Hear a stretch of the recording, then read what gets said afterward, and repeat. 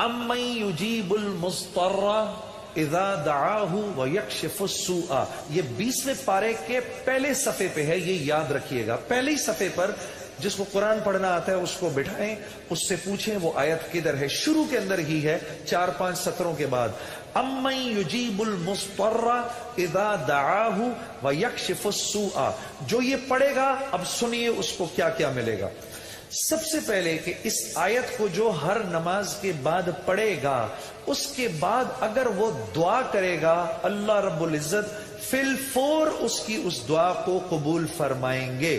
اور اگر فی الفور قبول فرمائیں گے، اور اگر اللہ اپنے علم سے جانتے ہیں کہ تھوڑی دیر بعد اس کا قبول ہونا ضروری ہے، تھوڑی دیر بعد قبول کریں گے۔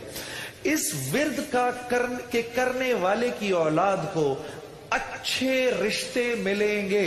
جو اس ورد کا اہتمام کرے گا ہر نماز کے بعد ایک دفعہ، اس کو یا اس کی اولاد کو اللہ اچھے رشتے دے گا۔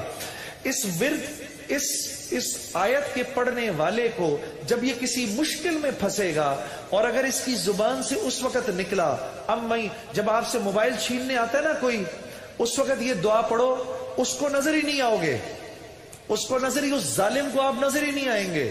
یہ میں آپ کو بتا رہا ہوں، میری گردن پکڑ لینا، اگر کسی کو دیکھو کہ موبائل چھیننے آ رہا ہے، یہ دعا پڑھو، امن یجیب المضطر اذا دعاہ ویکشف السوء۔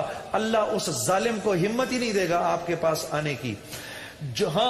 اور اگر کوئی غم مسلسل 6-7 دنوں سے آپ کی طرف متوجہ ہے، کوئی خوف یا کوئی غم آپ کی طرف متوجہ ہے، ماں باپ میں سے کسی کا انتقال، بھائی بہنوں میں سے کسی کا انتقال، اولاد کی طرف سے کوئی غم مل رہا ہے، اس کا ورد بڑھا دو۔ اول آخر 11 دفعہ درود شریف پڑھ کر اس کو 300 دفعہ دن میں پڑھو، اللہ اس غم اور خوف کو دور کر دے گا۔ یہ ورد پڑھنے والا اللہ کبھی اس کو نامراد نہیں کرے گا۔ یہ جو دعا مانگے گا، امن یجیب المضطر اذا دعاہ ویکشف السوء، اللہ اس کی دعا پوری کرے گا۔